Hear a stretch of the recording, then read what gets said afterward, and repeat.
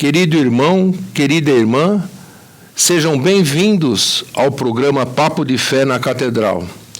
E hoje nós estamos aqui com um convidado bastante especial, que é o padre Wagner João Pacheco de Moraes, pároco da paróquia Espírito Santo, em Osasco. Seja bem-vindo, padre, ao nosso programa. Eu que agradeço a acolhida, doutor Ariovaldo, e também o convite que me foi feito para poder participar aqui nesse Papo de Fé, aqui na Catedral. É sempre bom conversar, bater papo, quando se fala de fé mais ainda, né? A gente se alegra ainda mais. Mas muito obrigado a cada um daqueles que nos acompanham também, já pode até ir compartilhando, né, desse vídeo. Oh, sem dúvida. Participar conosco. Obrigado. Padre, o senhor é osasquense? Eu, na verdade, doutor Evaldo, eu sou paulistano da Gema, nasci na Lapa. Opa, na Lapa. A minha família toda é aqui do Viliara, né? Minha paróquia de origem é a Paróquia Sagrada Família, aqui no Viliara, mas eu nasci na Lapa, em São Paulo, mas toda a minha vida, a infância, sempre foi no Viliara. Tá? Mais Osasco do que São Paulo, só de nascimento. São Paulo só foi para nascer mesmo. E a sua infância, então, foi na Viliara? A minha infância toda na Sagrada Família, no Viliara. Eu estudei no colégio que fica de frente de casa, o Colégio Max Endron, ali. Então fiz do pré-primário até o segundo ano colegial, tudo ali naquele colégio, que era um colégio, na verdade, profissional, colégio de referência na época, que nós estudávamos lá. E só mudei o terceiro ano colegial, porque teve uma época, uma reforma que foi feita na época do governo do Mário Covas. A Secretaria de Ensino mudou, dizendo que teria que ter escola para primário, escola para segundo grau, e aí fizeram algumas alterações, e aí tive que fazer o terceiro ano no colégio lá no João Batista de Brito. No Brito. Aí fiz um ano lá no colégio do Brito. O senhor tem irmãos? Eu tenho uma irmã, né, a Vanessa, nós somos uma família pequena, né, meu pai, minha mãe e a minha irmã. Minha irmã tem 8 anos de diferença, ela é mais nova do que eu. Ela é mais nova. Mais jovem, é. É casada, não? Casada, né, hoje já está vivendo a sua vocação lá, mora também no Viliara, tá já também bem encaminhada. Tem neto? É isso que eu ia perguntar, se tinha sobrinho, não tinha. E os seus pais? Meus pais moram também no Viliara. Minha mãe, ela é filha de portugueses, né? Minha mãe morou um tempo em Portugal, mas nasceu aqui no Brasil, é brasileira. Depois morou um tempo no Portugal, voltou, e quando voltou conheceu meu pai, que trabalhava também aqui em Osasco, na época, que veio do interior de São Paulo. Meu pai é da cidade de Avaré, de São Paulo, e veio morar aqui. E os dois se encontraram, começaram a namorar e começaram a vida deles aqui em Osasco. Até hoje, eles moram ainda na mesma casa, no Viliara. A nossa família teve um acontecimento muito interessante, porque a minha mãe perdeu os meus avós, ela ainda era muito jovem, ela tinha 10 anos de idade. Poxa vida. E foi num acidente muito triste que aconteceu aqui, próximo ali da antiga Osram. Sei. Então foi ali o acidente, na época isso criou uma comoção, porque foi um ônibus que passou por cima de um carro e eles tinham vindo aqui na missa catedral, meus avós terminaram, tinham se confessado, participado da missa e iam sair para passeio. E aí aconteceu um acidente e perdi meus avós naquela ocasião, né? Então eu tive a oportunidade de conhecê-los, né? Não conheço. Mas na época criou uma comoção, até os jornais da época divulgaram tudo, porque foi um acidente muito triste. E seu pai fazia o quê? O meu pai trabalha... Ainda trabalha? Agora não, está aposentado. Está aposentado, Mas meu pai trabalhava como... Ele era segurança, né? Trabalhava em São Paulo, na Faria Lima, num prédio, trabalhou ali anos. Primeiro começou trabalhando aqui, no antigo Jumbo, né? Nossa! Trabalhava no Jumbo, depois dali foi para São Paulo, e lá em São Paulo ficou até aposentar. E hoje já está aposentado em casa. E a mãe também trabalhava como, na parte do... Minha mãe trabalhava no hospital, em Jandira, e ela trabalhava na parte de faturamento do hospital. No escritório. No hospital. Trabalhou lá há muito tempo. A mãe também já está aposentada também, graças a Deus. Que bom, todo mundo já. Tranquilo, né? Isso é. E quando o senhor não está sendo padre, o que o senhor tem de hobby? Assim, gosta de alguma coisa em especial? Eu gosto muito, acho que uma das coisas que deixa a gente melhor é viajar, né? Viajar sempre é bom, apesar que faz tempo que eu não consigo viajar para descansar. Hoje tenho viajado mais para alguns trabalhos, mas a gente gosta muito de viajar, eu gosto de ir no cinema, também assistir filme no cinema eu gosto, são coisas que me chamam um pouco a atenção, e dirigir. Dirigir Gosta de também. dirigir? Gosto. Simplesmente se for pegar a estrada. Aí, para mim, me alivia, a cabeça parece que vai longe. Aí eu consigo ficar mais aliviado, mais tranquilo. Então, às vezes, quando eu penso em alguma coisa, pego o carro, dá uma saidinha, volta, já vem com as ideias mais em ordem. Porque as pessoas muitas vezes não sabem, mas os padres têm uma atividade muito grande, muito forte, né? A vida do padre é muito intensa, né? A gente vive 24 horas por dia, né? É um ministério que exige da pessoa essa entrega total de vida, né? Por isso que abre mão de uma família biológica, por isso que tem essa... Não tem como, né? Porque não tem condição, né? E às vezes não tem hora também, né? Não tem hora, não tem local. É engraçado isso porque, às vezes, né, por exemplo, já aconteceu de ir no médico, né? Vai numa consulta médica, aí alguém diz assim, o padre está ali, aí vem conversa com o padre, o senhor pode me dar uma bênção? Tá bom, vamos abençoar, a gente reza também, né? Então, todo momento, né? Vai no supermercado, o povo conhece. Já encontrei no mercado. Falando em mercado, foi engraçado uma vez, quando eu fui para Cotia, e eu entrei, dizem que eu sou muito parecido com o padre Marcelo Pereira, né? O padre Marcelo Pereira. Então eu estava em Cotia fazendo uma compra para casa, e uma senhora me viu e falou assim, nossa, agora é assim, né? O senhor não fala mais com os pobres? Eu falei, mas quem é essa senhora, né? Eu tinha acabado de chegar na cidade. Eu falei assim, fiz uma cara de interrogação com ela. Ela falou assim, agora tá dizendo que nem conhece mais. Meu Deus! Mas a senhora tá de onde a senhora é, né? Aí ela disse assim, padre Marcelo, o senhor não lembra mais de mim? Eu digo assim, não, mas eu sou o padre Wagner. Ela ficou vermelha. Aí ela pediu 1000 desculpas. Eu falei, não, acontece. Mas para dizer, a todo momento a gente tem essa... A vida nossa é constante com pessoas, né? Vivendo assim. Não para, né? Muitas vezes a pessoa só vê o padre celebrando e acha que aquele é o serviço e acabou, né? Só vê o padre no altar e o padre só faz isso. Só faz isso, ele só faz isso. Mas eu digo pro senhor, eu brinco às vezes no seminário, falo assim, olha, quando eu fui pro seminário, achei que o padre só rezava a missa e atendia a confissão. Então, nas letras miúdas tinha mais coisa para fazer. Tava escondido. Tinha miúda, tinha mais coisas, Mas vale a pena. Vale a pena, né? Mas e cozinhar, só gosta? Olha, eu sei comer, não sei cozinhar. Olha o meu tamanho, eu sou bom para comer. Agora, para cozinhar é uma negação, viu? E olha que meu pai cozinha, minha mãe cozinha bem, meu pai cozinha bem, minha mãe, mas eu não quis aprender esse dom, não. Esse dom eu deixei para eles e eu prefiro ir lá experimentar. Eu acho que é mais fácil, né? Agora, eu sei me virar, né? Assim, claro, no cotidiano. A gente não vai passar fome também, né? Não, a gente de lá esquenta alguma coisinha, sabe fritar um ovinho, sabe fritar alguma coisinha, daí se vira um pouquinho, né?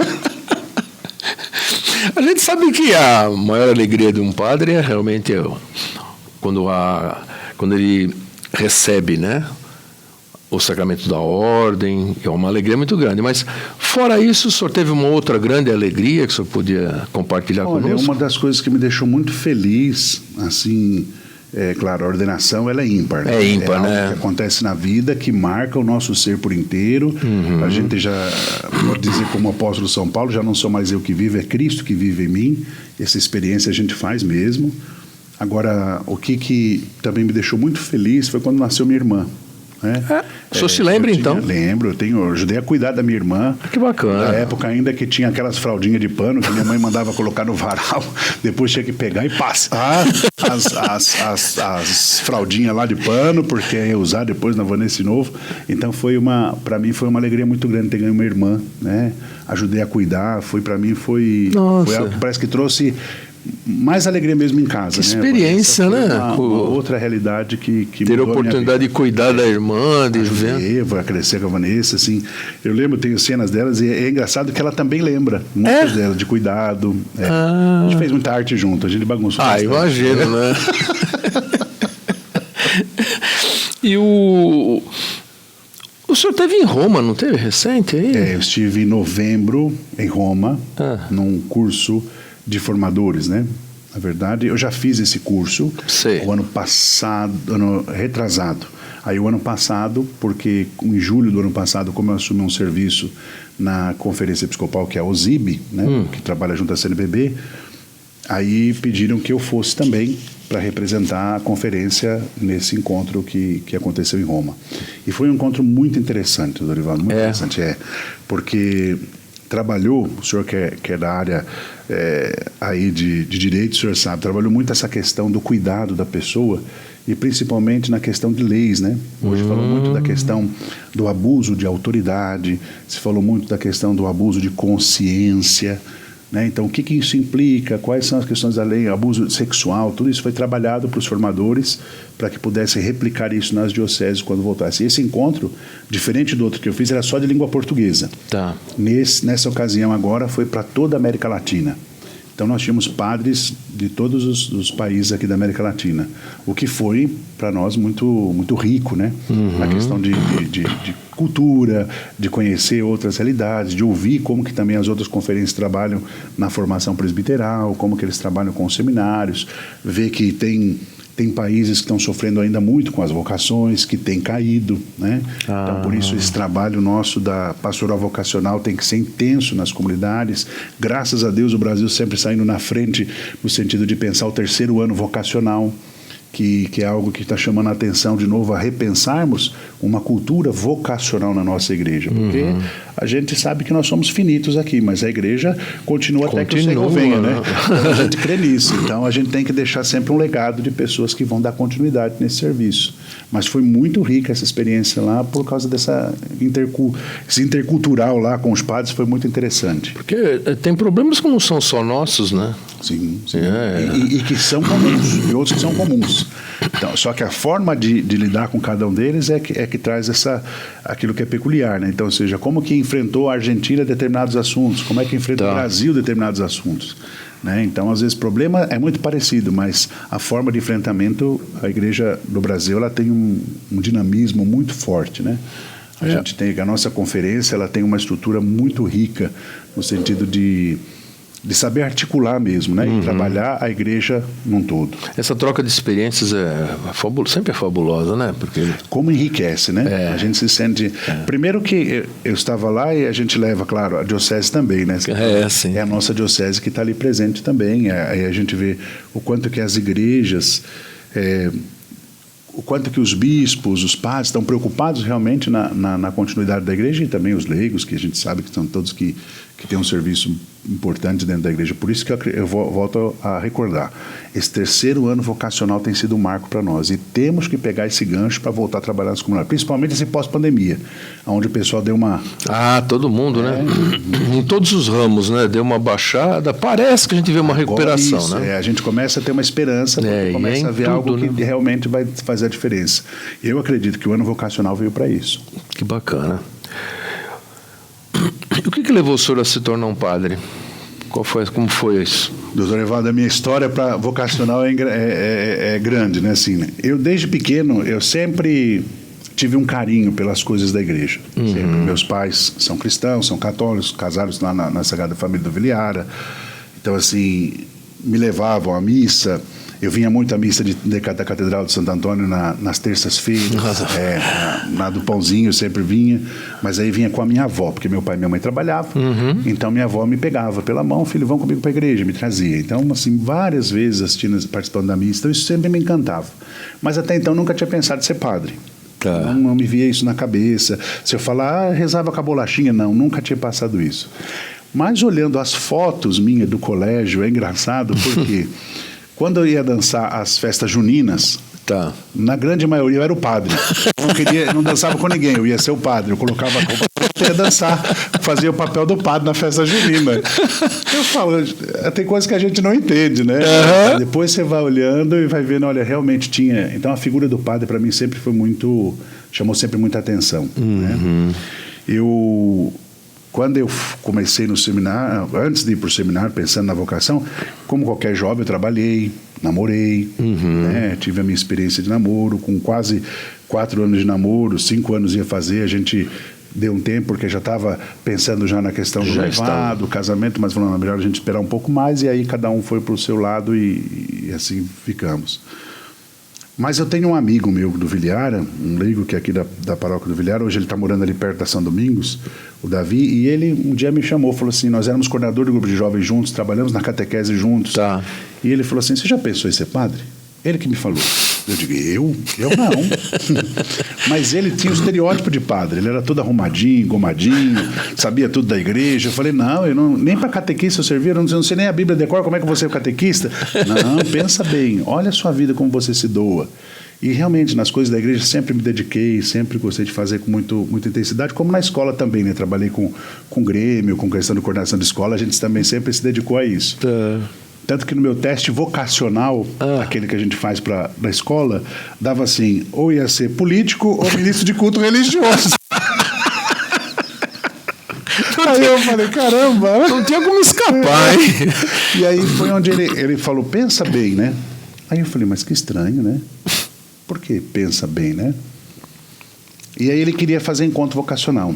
Eu falei, vai. Eu comecei a motivá-lo, muito amigo, né? A gente brincava que era Cosme e Damião, vivia grudado. Eu falei, eu vou incentivar ele. Eu falei, vai, eu acho que você deve. Não, mas eu não quero. Ele falou, não, eu vou com você. E aí eu fui com ele uma vez fazer um encontro vocacional. Quando eu fui, foi no Seminário São José. Aí eu falei, nossa, mas que estranho, né? Ele pegou, foi, achei legal, tudo, mas falei, não é pra mim isso aqui, né? Foi bonita, a comida era muito boa. Mas eu falei, não é isso que eu quero, né? Aí ele, uma segunda vez, ele falou, eu quero ir, mas vamos junto de novo. Eu falei, tá bom, fomos. Na segunda vez que nós fomos, no outro mês, isso foi em 99. Tá. No segundo mês, aí, na hora de dormir, tinha uns quartos lá que eles separavam, na hora de dormir eu coloquei a cabeça na almofada e eu senti um papel assim meio que embaixo. Eu falei, mas o que está acontecendo aqui? Abri, ele fez uma carta. Ele? Essa carta guardada até hoje. Que legal. E ele deixou a carta. Aí ele colocou um santinho de São João Maria Vianney, que era o padroeiro dos padres, e ele escreveu lá algumas mensagens, falando que eu precisava olhar um pouco mais a minha vida, ver o quanto que eu me doava para as coisas de Deus, que para ser padre tem que se doar, que eu estava no caminho. Eu achei aquilo muito estranho. Eu falei, li aquilo tudo, mas eu falei, não é para mim, é para ele, mas será que é para mim? Agora não estou entendendo mais nada, né? E aquilo começou a me inquietar. Né? Aí eu estava namorando ainda na época. Eu falei, não, mas eu vou tentar fazer. E aí eu fui para o terceiro, mais uma vez, para o encontro, né? Para fazer esse outro encontro. Nesse terceiro encontro vocacional, aí foi interessante, porque eles fizeram uma dinâmica, os seminaristas que estavam lá organizando fizeram uma dinâmica, e eu me lembro até mais ou menos a dinâmica, eles fizeram um círculo no chão, pequeno, iam contando uma história, em um determinado momento é como se fosse um navio que afundava. E aí todo mundo tinha que pular dentro daquilo ali para se salvar. E aí aconteceu, parou, falou, né? Aí todo mundo pulou, e aí você viu os caras, às vezes um empurrando o outro para querer ficar, e eu comecei a puxar um daqui, puxar um de lá, tentando segurar todo mundo. Né? E tentando assim, não, vem aqui, levanta ele, ajuda ele, meio que liderando para o pessoal ficar. Aí na época o menino que estava conduzindo falou assim, olha, a vocação do padre é essa. Poxa. É se doar pelos outros, é ter o cuidado com os outros. Aí é claro, aquilo... fiquei cheio, falei, olha, fiz a coisa certa, né? Mas ainda não pensava nisso. Ainda não? Falei, não deve ser para mim, não, mas fiquei feliz. Só que começou aquilo a mexer. Né? E aí tem outros pontos aí que eu posso contar depois, se achar por bem, eu vou dar continuidade. Vamos, uma próxima aí a gente volta a falar desse assunto.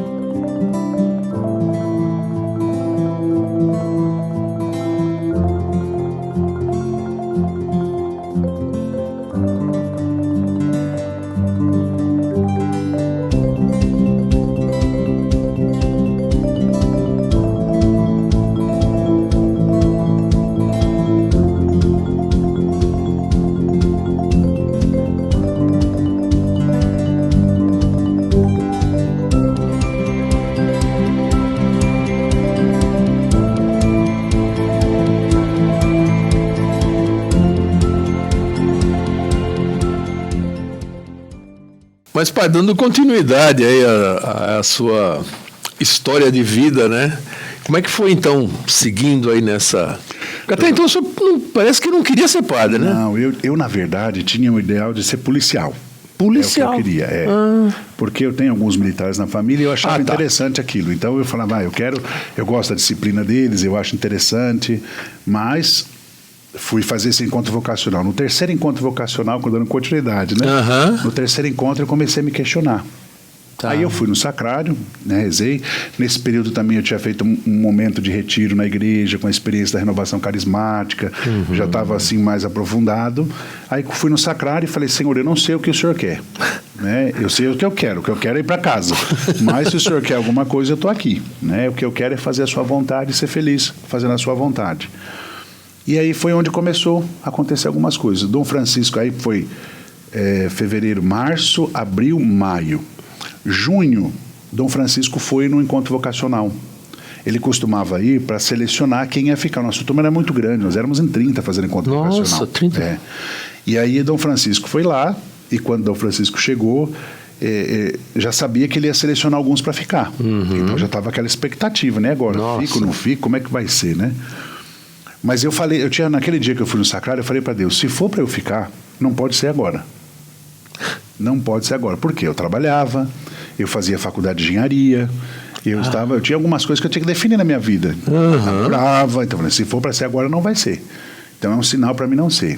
E quando o Dom Francisco foi lá, foi muito bonito, eu me lembro a fala dele, né? A sala assim repleta lá no seminário, ele falou, estou muito contente, né? Muito contente com todos vocês, porque aqui tem gente da diocese e tudo, tinha desde Mairinque até Osasco. Nossa. Nós tínhamos vocacionados de toda a diocese lá naquele tempo. Tanto que a minha turma foi que entrou com mais gente no seminário. Nós éramos em 25.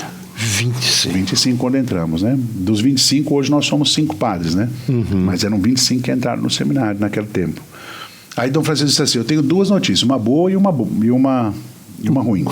A boa é que eu estou feliz com o grupo de vocês e quero fazer o melhor para acolher.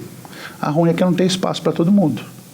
Aí ficou aquela coisa, e agora? Ele falou, então eu peço a vocês mais um semestre, vocês continuem, e depois desse semestre a gente faz a seleção para vocês voltarem. Aí eu me deu peraí. Eu falei que não era agora. Né? Será que Deus está falando? Será que é comigo? Né? Eu fiquei meio preocupado. Aí só 2 entraram porque não tinham mais famílias aqui. Então eles deixaram entrar no seminário, tinha 2 vagas. Mas aí foi onde começou a construção do prédio do terceiro prédio lá, que é o segundo prédio, que é o prédio hoje da teologia. Aí começou a construção lá para acolher os seminaristas. E aí eu falei, bem, fui no sacrário de novo, falei, Senhor, não está claro para mim ainda, eu estou vendo que o Senhor está encaminhando as coisas, mas eu não estou enxergando ainda, eu preciso ver melhor, me deixa mais claro. Resolve 4 pontos da minha vida. E eu falei para ele, o trabalho, a faculdade, a minha família, né? Nisso já inteirava também a minha namorada, e tinha uma tia minha que ela me ajudava na faculdade de engenharia, ela me ajudava, ela, né, também financiou meu estudo, e eu falei, eu preciso falar para ela, como é que eu vou parar? Ela acreditou, investiu, e agora eu vou dizer, não é isso mais que eu quero, né? Eu devo uma satisfação para ela, né? E aí foi, nesse segundo semestre de 99, a coisa foi encaminhando, fui falar na empresa, bem, deixei por último, fui na faculdade, foi mais fácil, trancou, pagou uma parcela, trancou a matrícula, deixou lá. Depois fui falar com a minha família, minha mãe, no começo não aceitou muito, né? Não, falou que é isso, você está fazendo engenharia, você tem que terminar, depois você pensa esse negócio de seminário, é muita confusão isso, cuidado, você está sendo influenciado por aquele menino, que era meu amigo, falou, cuidado, esse negócio de ficar na igreja, você vai dormir lá, vai morar lá daqui a pouco na casa. Porque o senhor já estava encaminhado, né, na vida, né, seguindo, né? Eu ia fazer engenharia porque eu trabalhava na área de engenharia. Poxa vida. Então eu queria dar continuidade. E o dono da empresa onde eu trabalhava, a HBR, ele também, de certo modo, me incentivava ali, né? Olha, eu quero ver você lá, eu tenho um cargo tal para você. Então aquilo criava uma expectativa também, que dava vontade de querer terminar logo para poder assumir o serviço lá. Tanto que quando eu fui conversar com ele, eu pedi para ele me mandar embora. E foi muito interessante, Evandro, sabe? Ele, diretor da empresa, sentado naquela poltrona dele, bonita. Daí eu falei para ele, eu quero que o senhor mande embora. Ele começou a perguntar por quê, ele tinha me mudado de sessão, tinha aumentado o salário, por quê eu estava querendo ir embora. Aí eu disse, eu quero ser padre. Quando eu falei, eu quero ser padre, ele parou assim. Aí ele fez assim, colocou a mão aqui na cabeça assim. E aí eu vi uma lagriminha descendo do olho dele. Nossa. Nelson Curva, seu Nelson, tenho contato com ele até hoje. Aí ele falou assim, meu pai queria que eu fosse padre. Puxa. Ou meu irmão. Meu irmão morou no seminário 3 meses, fugiu de lá. Eles eram vizinhos de onde a gente estuda hoje, lá no Ipiranga. O irmão dele morou no seminário, 3 meses, saiu. E ele queria que o outro fosse padre, mas não foi. Os 2 são engenheiros. Ele falou, mas eu sabia que você era um menino diferente, por isso, olha, conta comigo, já me ajudou, quando eu estava na outra paróquia, me ajudou. Um cara assim, fantástico, coração bacana. muito largo. Ele compreendeu. Compreendeu, fez com que eu pudesse sair da empresa tranquilo e me ajudou. Então, resolveu a empresa, resolveu a faculdade, falei com a minha mãe, mesmo contra a vontade. O pai aceitou e falou, você vai ser feliz assim? Vou. Então, eu estou com você. Foi mais fácil. Eu achei que ia ser o contrário, mas foi mais fácil.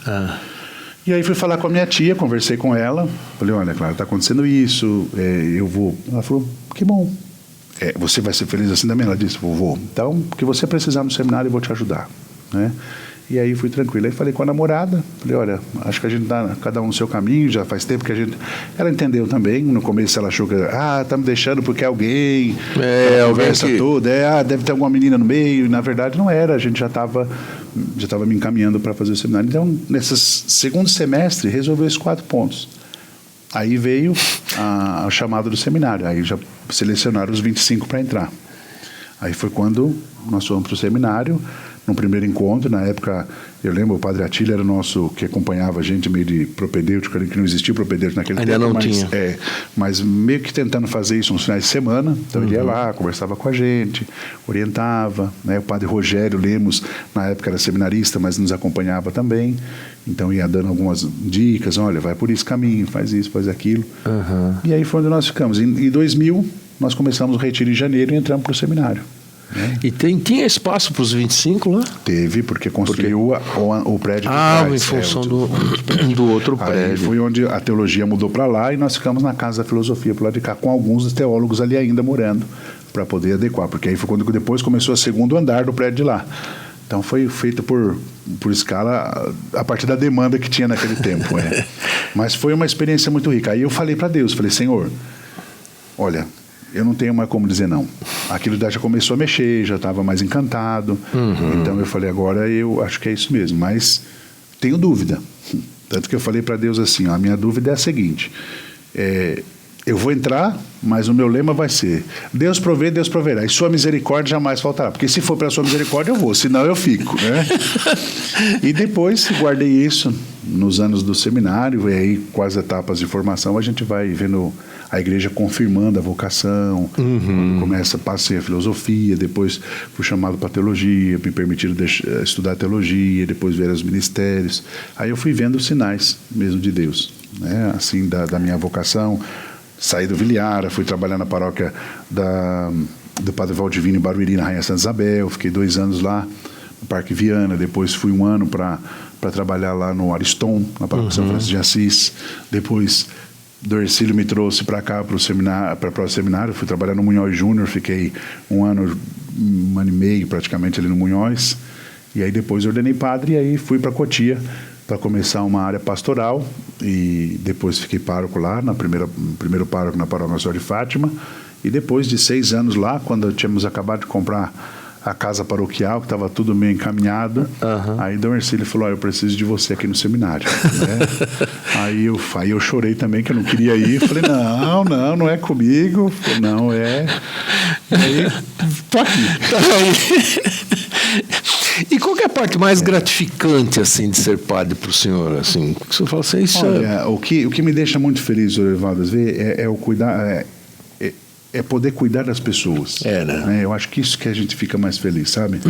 De ver as pessoas assim, não importa qual seja a necessidade, mas você conseguir ser ponte e dar àquela pessoa uma esperança, dar àquela pessoa, seja na vida do sacramento, seja num conselho, seja numa orientação, mas de ser realmente ponte disso, né?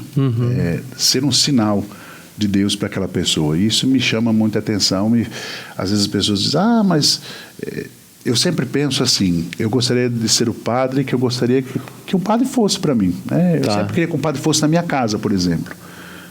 Na época, quem me levou para o seminário foi o Padre Alfredo. Acho que o senhor conheceu o Padre Alfredo, chame a ele então. E eu falava, meu sonho era que o padre fosse em casa, mas não deu, nunca foi. Né? Então eu falo, hoje as pessoas falam, padre, o senhor pode ir em casa? Vou. Vou. Tem a casa, tem a festinha, tem não sei o que, passa em tudo que tiver. Velório, a festa de aniversário, não tem problema nenhum. Por quê? Eu penso que é a presença.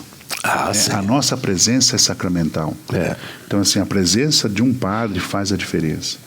Essa semana mesmo, hoje eu conversava agora, eu tive a oportunidade de estar, sexta-feira passada, dando a bênção no posto aqui no Maria Gatti. E como é interessante, é só o padre chegar. Né? Não preciso falar muita coisa. A minha presença ali já falou para todo aquele povo que trabalhava, para aquele que foi lá, que estava sendo atendido, e dizia, olha, agora a moça me deu um feedback agora cedo, diz, Padre do céu, o que foi aquilo para nós? Está todo mundo comentando, tão feliz. E é isso, a nossa presença fala. Né? Mais do que a nossa palavra é a nossa vida. Esse testemunho que a gente precisa dar. Né? E é importantíssima a presença, né, do sacerdote em hospitais, né? Tantas pessoas que sofrem e às vezes nem a família não está muito preocupada ali com a pessoa, e é muito importante quando passa o padre, né? Interessante, por exemplo, na casa de família, né? Por exemplo, no hospital, às vezes você vai lá para visitar um enfermo, mas vem que é o padre, pronto, aí já pede para outro, e é bom, você vai, visita 3, 4. Isso é interessante, porque as pessoas falam, a nossa imagem ainda é muito forte, né? O padre ainda tem uma referência importante na sociedade, graças a Deus, ainda é uma referência forte. E às vezes né, os próprios, aqueles que trabalham ali, enfermeiros, médicos, então, pedem também a bênção. Sim, né? Pede a bênção, conversam. Às vezes aí você pergunta, né? E claro, e você participa de alguma paróquia? Você vai à comunidade? Você participa de alguma igreja? Conhece algum padre? É bonito, porque aí eles vão contando a experiência de fé. Eu me lembro assim, logo quando estava terminando a questão da pandemia, que já podia sair um pouco de casa, me chamaram para fazer uma visita aqui no Hospital Regional, na área de hemodiálise. Hemodiálise. E aí, quando eu cheguei lá, a coordenadora, a chefe da enfermagem, estava um pouco triste, porque o pessoal estava bem chateado, que tinha perdido muita gente. Então, eles estavam meio abalados ainda, né? E foi uma experiência muito rica ter ido lá. Eu sei que tem muitos que não eram nem católicos ali, mas rezei um salmo com eles, conversei com eles, falei da esperança, né? Falei, olha, a gente precisa renovar nossa esperança em Deus. E aquilo mexeu com eles, que eles sentiram, falou, padre, motivou muito mais a equipe. Eles agora, eu sei que eles se reúnem, estão fazendo agora doação, se juntam para fazer doação de alimento, ou seja, é interessante, deu ideias para eles fazer tanta coisa, e hoje eles estão lá, trabalhando. Às vezes as pessoas têm uma visão até distorcida de profissionais da saúde, eles são muito frios, né? Mas a atividade deles não pode se deixar levar pela emoção, tem que cuidar da pessoa, está com problemas, tem que ser cuidada. E a gente observa aqui nas missas, na catedral, nas missas das 19 horas no domingo, quantas pessoas que vêm do Hospital Nossa Senhora de Fátima, estão de branco, né? A gente já identifica, né, que vêm participar aqui. Muitas enfermeiras, médicos. Muitos deles também têm a sua história pessoal, né? Pois é. Tem a sua fé, tem a sua família. Identificam-se ali diante daquelas enfermidades. A pessoa, é meio frio. Mas ele identifica, às vezes, uma situação que já passou. Sim. Né? Então, a gente tem que ter um cuidado, né? Eu penso que todos nós trabalhamos com pessoas, tem que ter esse cuidado, né? A gente tem que... eu me lembro quando eu fui fazer o curso de pós na formação, e a minha professora de psicologia dizia lá muito sobre isso. Ela falava assim, cuidar-se para cuidar. Né? Cuidar-se para cuidar. E daí eu me lembro do Hercílio, uma vez disse, olha, para ser um bom pastor precisa ser uma boa ovelha. Para ser bom pastor precisa ser boa ovelha. É verdade. Falou isso no seminário, e eu me lembro, guardei isso no coração, e disse, realmente, só pode ser pastor que um dia foi ovelha. Experimentou aquilo ali, sabe o que precisa, e aí vai lá para ajudar ainda mais os outros. Mas e a sua primeira missa? Foi celebrada onde? Foi na Sagrada Família do Vilhara. Na Sagrada Família. Vilhara, quando eu fiquei diácono, em 2007 ordenei diácono e fiquei diácono no Munhol Júnior. Aí depois do diaconato veio a primeira missa, e foi quando o bispo me nomeou para Cotia. Aí a primeira missa foi no dia 4 de fevereiro de 2007, lá às 10 horas da manhã na Sagrada Família. Foi uma... Tu tá nervoso? Nossa, que nervoso. Doutor Arivaldo nervoso era pouco. As pernas tremiam, eu falei, meu Deus, será que eu vou conseguir? Mas assim, entrei a princípio muito sereno para a missa. Mas a hora que eu coloquei o incenso no turíbulo e comecei a incensar o altar, que tantas vezes eu tinha ali me alimentado, aí ali começou a mexer, as lágrimas vieram. Mas foi uma experiência muito rica na missa. Nossa, deve ser uma... Muita gente participou, foi uma missa muito bonita, Tenho um carinho muito grande, pessoal do Viliara. É a minha origem, né? É a origem, ali é o... Que bom.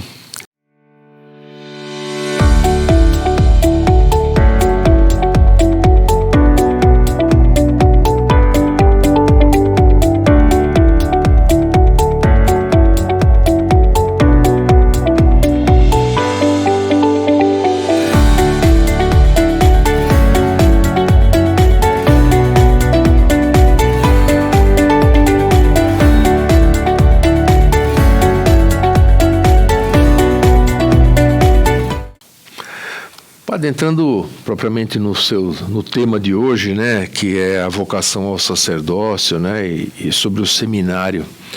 Então, uma parte até o senhor já colocou que como que começa, né, aquele jovem que tem interesse de ser padre, né? Como que faz? Ele tem que procurar ir lá no seminário, bater na porta, falar? Como é que funciona isso? A orientação que nós damos sempre é a seguinte: a vocação, eu acredito, ela nasce no seio da comunidade. Então, alguém que ali se sente estimulado para pensar sobre a vocação do padre. Como o convite que eu recebi, nunca ninguém tinha feito. Imagina. Mas você já pensou em ser padre? Eu nunca pensei, mas olha como você se doa. E aí aquilo deu um start da gente pensar algumas coisas, né? Uhum. Então, nasce na comunidade, aquele jovem que está servindo na comunidade. A partir dali, ele conversa com o padre, né? Tem uma orientação do padre, e o padre faz um encaminhamento para os encontros vocacionais do seminário. Nós temos um período de aproximadamente 12 encontros, de 11 a 12 encontros que é feito no seminário, né, de um ano ali. Ele vai mensalmente lá no seminário e aí são colocados temas, são propostos vários temas que os seminaristas e os padres que acompanham a pastoral vocacional colocam. Então são 12 encontros vocacionais, é isso? Vocacionais, para discernir. Aí fala da vocação do padre, dos religiosos, do matrimônio, fala da questão do cuidado do padre, a questão da pastoralidade. Então vai colocando temas ali que mexem com o candidato para ele se avaliar também e ver se ele tem essa vocação. É um momento que a gente diz discernimento, né? Curto, mas é para isso. E também ser avaliado por aqueles que estão conduzindo, né? Porque ali também você observa, né? Então imagina alguém que diz assim: eu gosto muito de ser padre porque eu acho que o padre reza, mas o cara mesmo lá não rezou uma Ave Maria. Como é que pode isso, né? Não vai na capela, como é que você vai discernir isso, né? Então isso é importante também para conhecer o candidato. Depois, sendo aprovado, ele então já vai para o seminário. Aí ele faz... Hoje nós temos 3 anos da Faculdade de Filosofia, né? Os nossos estudantes aqui do Seminário de Filosofia voltaram a estudar lá na Vila Mariana, estão fazendo a Unify, e eles fazem então os 3 anos na Faculdade de Filosofia. Nesse período também são acompanhados no seminário. Aí eles moram no seminário? Moram no seminário, né? Desde o propedêutico, né? Eu até pulei para a filosofia. O primeiro é o propedêutico, ele vai morar no propedêutico. Selecionado, ele vai para o propedêutico, que hoje é aqui em Quitaúna, né? Padre Diego e o Padre Marcelo que trabalham lá. E ali ele é um momento de desmame também da casa, né? E uma vida de comunidade. Você aprende a rezar com o outro, você aprende a conviver com outros, porque até então é sua casa. Agora você tem que conviver com caras que você não conhece, que tem outro estilo, tem uma outra forma. Então você aprende ali a ter uma certa resiliência para poder dar encaminhamento na sua vocação, né? Então é um período também aproximadamente de 1 ano, né?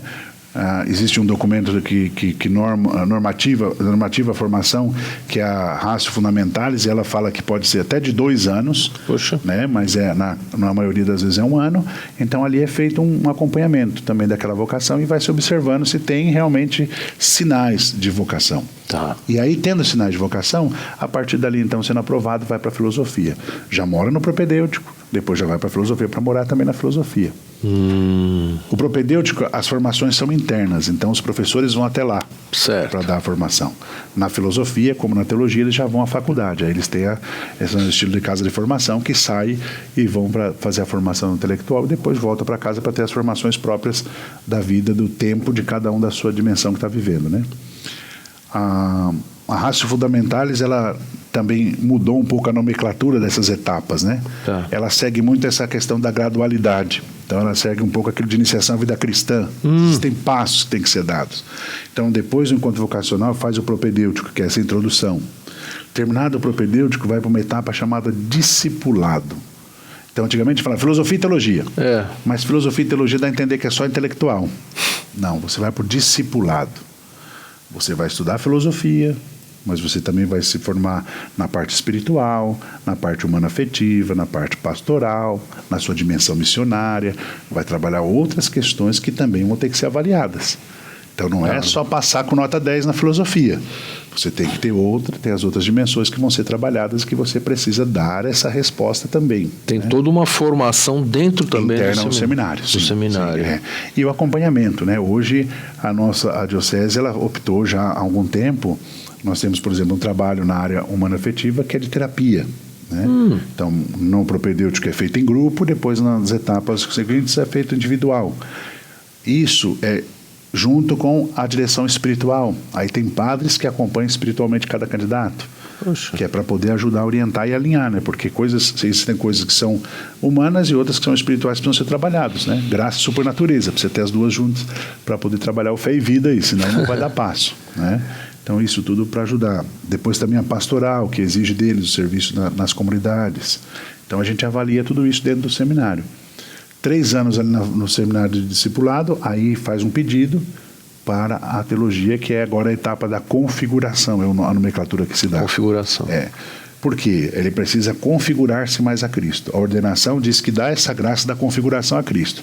Então a etapa para essa formação é a teologia. Aí então ali também ele vai estudar na teologia, e essa etapa dos 4 anos de teologia vai ser marcado com alguns sinais também.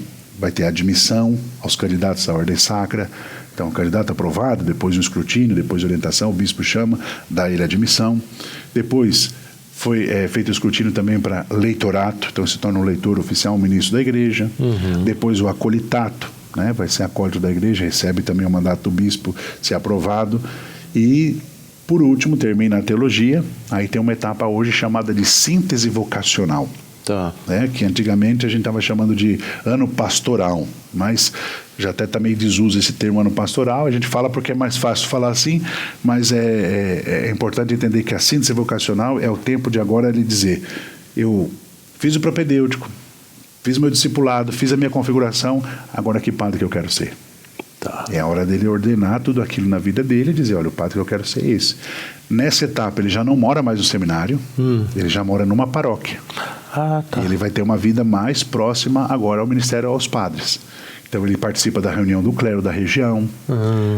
Desde do Ercílio do João também, ele pede que ele já participe do retiro do clero. Então é um jeito de também já ir entrando na família presbiteral. Né? Mas ele não é padre, mas é alguém que está a caminho dele. Tá. E falta muito pouco, está ali numa fase de estágio, se pode dizer assim, mas está ali se preparando para aquilo que ele vai assumir. O que tem dado para nós um resultado muito positivo, Dr. Evaldo, sabe por quê? A gente, conversando com os meninos de síntese, os seminaristas de síntese e avaliando cada um deles, a gente ouve deles próprios dizendo assim, como é importante isso, como eles se sentem mais acolhidos pelos padres, né? E como eles conseguem ver outras realidades que eles não viam no seminário. Porque uma coisa é você ir no final de semana vir aqui na missa e tá cheia a igreja, tá todo mundo lá, tudo é festa, é maravilha. Outra coisa é o dia que o padre vai rezar a missa, tem 5 pessoas lá na igreja.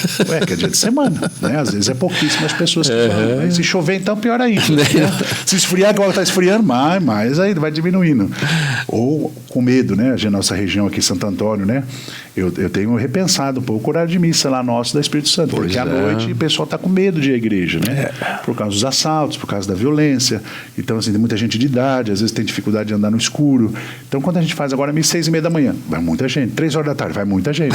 Às 8, cai de novo.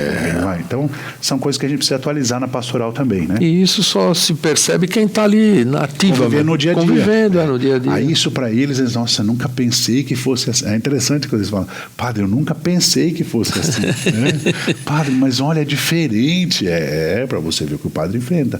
Aí começa eles também ver algumas atitudes dos padres que antes, às vezes, eles questionavam. Eles começam a ver, não, faz sentido o que o padre está fazendo. Né? Agora eu me coloco no lugar dele. Eu estou vendo, eu estou participando. Né? Nossa, então é um tempo muito oportuno. E depois desse período de síntese, aí o bispo faz a convocação, se é chamado para ordenação, né? O bispo faz essa eleição, diz a igreja, e aí ele é ordenado diácono e depois presbítero. Né? Até então ele é um seminarista. De ano de síntese vocacional. De síntese vocacional. Aí vem a ordenação aí diaconal. Depois vem a ordenação diaconal, e aí depois de um período a ordenação presbiteral. E o jovem, ele pode iniciar com quantos anos? Ele tem que ter feito colegial, pelo menos? Hoje, para começar o encontro vocacional, se pede que tenha feito o ensino médio e que tenha pelo menos também já a reservista na mão. Ah, tá. Que já então tenha tem que ter mais de 18 anos. Já tenha passado um pouco a fase já do quartel, já esteja tudo kit com aquilo que é necessário do civil, né? Serviço militar. Serviço militar. Então ele já tem que dar essa resposta já. Por quê? Porque depois se entra muito jovem, a igreja abriu esse ano de síntese para pensar um pouco mais ainda na questão da maturidade do candidato. Tá. Né? Então, você entra muito jovem, o tempo do seminário é muito curto, que a gente fala. O ano, a gente diz formação inicial, né? A formação inicial do padre é 8 anos. Que passa muito rápido, né? Passa rápido. Não quando a gente entra, não. Quando eu tenho seminário, eu falo 8 anos. 8 anos para ser padre, meu Deus, que demora. Mas depois que a gente está lá, é muito rápido. Voa, né? Voa. E como que é a hierarquia dentro de um seminário? Tem né, porque a gente imagina, a gente conhece assim a hierarquia dentro na igreja propriamente, então, mas e dentro do seminário, como que é isso? No seminário a gente tem sempre, por exemplo, hoje cada uma das nossas casas tem uma vida independente, né? Não digo uma vida autônoma, cada um tem uma vida autônoma, talvez a palavra melhor é essa, uma autonomia de trabalho por causa da sua etapa, mas existe um trabalho conjunto, né? Então isso é interessante, né? Se a gente fala uma hierarquia do seminário, a primeira pessoa é o bispo, né? Tá. O bispo ele é o primeiro responsável pelo seminário diocesano é o bispo diocesano, né? Então ele que cuida do seminário. A partir dali ele nomeia um reitor, né? Que é um cargo que a gente diz de confiança do bispo, que ele pode escolher aleatório entre os presbíteros que ele tem na diocese. Ele escolhe um padre e coloca lá como reitor do seminário. No nosso caso, na diocese de Osasco, nós temos a alegria de ter um corpo formativo.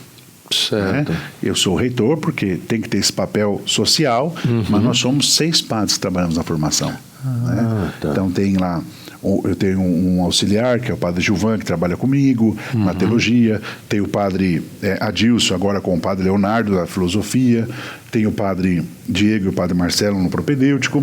Então, nós trabalhamos com essa equipe. Dentro do seminário, então, reporta sempre a essa equipe, né, trabalhos ali. E nós temos reuniões mensais com o bispo, onde ele fica sabendo de tudo do seminário, né? Porque ele é o primeiro interessado. Eu tenho claro que o meu papel lá é ser a mão, o olho, o braço do bispo, né? Então eu tenho que dizer, olha, tem essa e essa, mas quem define tudo é ele que vai dizer, olha, eu quero assim, penso que tem que ser desse modo. E é muito bom, né? Foi muito bom trabalhar. Eu trabalhei com o Dorcílio no seminário, aprendi muito com o Dorcílio. O Dorcílio era muito organizado no sentido de ensinar mesmo, ter aquela paciência, falar, eu quero desse modo, é assim que vai fazer. Até a questão documental, de documentação, né? No seminário também, tem livro tombo, tem livro de ata, tem documentos que tem que se fazer do processo do candidato, ele diz, tem os relatórios que o padre formador tem que ter, eu quero esses informes, eu quero assim. Então ele deixou bem didática a coisa. Quando chegou Dom João também tivemos um aprendizado muito grande porque ele dá muito, de fato, autonomia para o nosso trabalho e ele sabe, e ele questiona tudo, né? Dom João é muito questionador e isso é bom, né? Porque ele provoca a gente a não ficar parado. Por que disso? Por que desse modo e não desse? Por que isso? Por que aquilo? Então isso vai fazendo com que a gente tenha que debater um pouco mais, tanto caso a caso, como também a própria estrutura do seminário. Agora, o rapaz que ele inicia o seminário, é certeza que ele vai ser padre? Não. Não é? Não é. Na verdade, aí é uma das coisas que a gente trabalha sempre no seminário. Tá. Né? A grande preocupação é essa. Né? Hoje nós sofremos o que a gente diz, as formações paralelas, né? A gente diz. O que é a formação paralela? Hoje, com a questão da mídia, tem muitos formadores. Tá. Né? E aí o candidato entra ali, a faculdade insiste isso, o padre Boris, que é o diretor da faculdade, ele insistindo isso, o cara entra, escuta, fala, mas ele sabe o que ele quer. Ele tem a linha dele, o pensamento dele, a forma dele. Né? Tá. Então esse é um desafio hoje que nós enfrentamos. Mas é claro que para responder o seu chamado, vai ter que ter a confirmação da igreja. Ele foi chamado, ele se sente chamado, ele é vocacionado, ele sente que tem um chamado, mas quem vai confirmar essa vocação é a igreja. Então a igreja vai dizer sim ou não. Né? Então às vezes tem candidatos que podem ter, mas eu quero ser padre, eu sonho em ser padre. Tá bom, você pode ser padre, mas talvez hoje aqui não seria bom para você. Então você pode ser padre em qualquer outro lugar no mundo, ou em qualquer outra congregação, ou em qualquer outra realidade, mas aqui hoje não serve para você. Então essa consciência tem que trabalhar deles, né? Sempre. Dizer, olha, pense bem, né? E aí tem uma coisa que também, doutor Evaldo, que eu guardo, que o Ercílio trabalhou muito com a gente no seminário, e era muito interessante, que ele dizia assim, antes, ser gente, depois cristão, depois padre. Primeiro ser gente, depois seja cristão, e aí depois seja padre. Porque também se observa a vida dele fora, né? Como ele foi conviver, que não é só aquela realidade do seminário. Como é que ele age isso fora? Qual é o testemunho que essa pessoa tem? Tudo isso fala. E aí, Dorcílio tinha uma frase também que eu gosto de citar, que ele diz assim, não basta só parecer, tem que ser de verdade, né? Tem que vestir a camisa de verdade. Tem que ser de verdade. Né?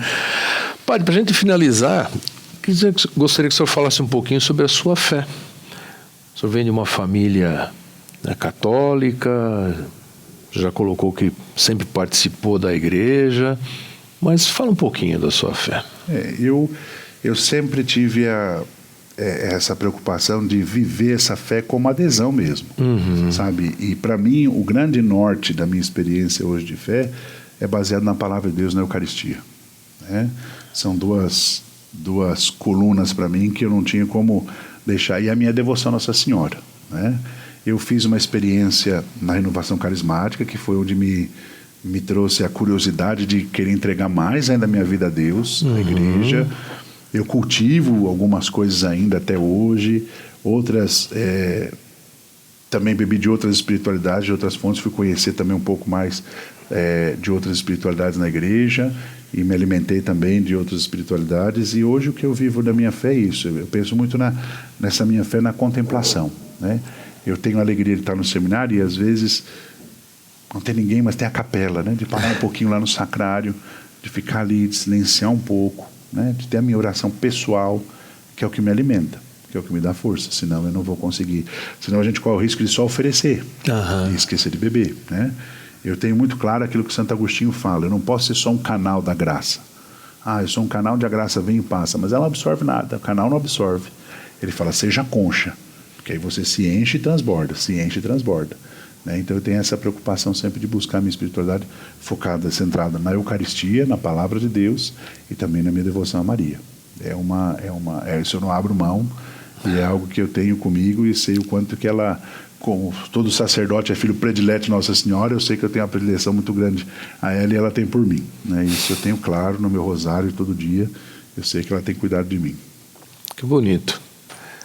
Padre, então eu quero agradecer a sua participação aqui. Eu acho que o senhor disse aqui, quantas pessoas, né, não vão ter conhecimento disso. Às vezes tem um jovem que tem uma vocação ou se sente vocacionado, e aí o senhor apresentou todo esse caminho que ele deve percorrer, né? É uma experiência, às vezes vai para frente, às vezes não vai, como o senhor bem disse, né? Depende, porque às vezes você tem aquele desejo, mas não se concretiza. Ou às vezes até a gente nem tem vocação, né? Mas é como aquele jovem que quer ser jogador de futebol, mas não tem toda a habilidade para ser, né? Agradeço a sua presença aqui e peço que o senhor dê uma bênção final aí para nós, tá bom? Bom, eu que agradeço, doutor Evaldo, o convite que me foi feito. Obrigado por ter batido esse papo de fé, que é sempre bom. Me fez visitar também a minha história, a voltar também a alguns pontos importantes da minha vida. Eu sempre digo ao povo de Deus e às pessoas que eu encontro que é sempre importante buscarmos o primeiro amor. Certo. Né? Quando a gente revisita lá, eu lembro do padre, do Frei Jorge, que foi nosso diretor espiritual no seminário, me ajudou muito no tempo do seminário. Ele falava, visita a sua história, né? Vai lá na fonte. Como é que foi o primeiro amor? De onde veio o primeiro chamado? E isso vai renovando sempre mais a nossa entrega, a nossa doação. Muito obrigado pelo convite, parabenizo aí todo o trabalho que tem sido o senhor tem feito aqui nesse Papo de Fé da Catedral, que a Catedral tem disponibilizado a nós. Peço a vocês que continuem aí a não só acompanhar os bate-papos, mas compartilha, né? Vai chamando outras pessoas, vai convidando outros a ser, porque essas histórias todas são importantes para edificar a nossa vida. Comentem, né? Coloque suas impressões também, isso é importante para nós, é um ensinamento. Afinal, nós estamos aprendendo sempre. Obrigado. Obrigado, padre. Nós queremos agradecer a Deus a oportunidade de ter batido um papo de fé aqui na Catedral. Agradecer a Deus que derrame sempre a sua graça, doutor Ariovaldo, sobre a sua vida, sobre a sua família. Obrigado. Sobre aqueles que estão aqui trabalhando para que esse programa estivesse no ar agora. Aqueles que agora nos acompanham, sintam também a proteção e a bênção de Deus nessa hora. O Senhor esteja convosco. Ele está no meio de nós. Pela intercessão da bem-aventurada e sempre Virgem Maria, de São José, seu gloriosíssimo esposo, dos nossos patronos Santo Antônio, São João Paulo II, desça sobre vós e sobre a vossa casa a bênção do Deus Todo-Poderoso, o Pai, o Filho e o Espírito Santo. Amém. Muito obrigado. Obrigado, Magino. Obrigado. Muito bom.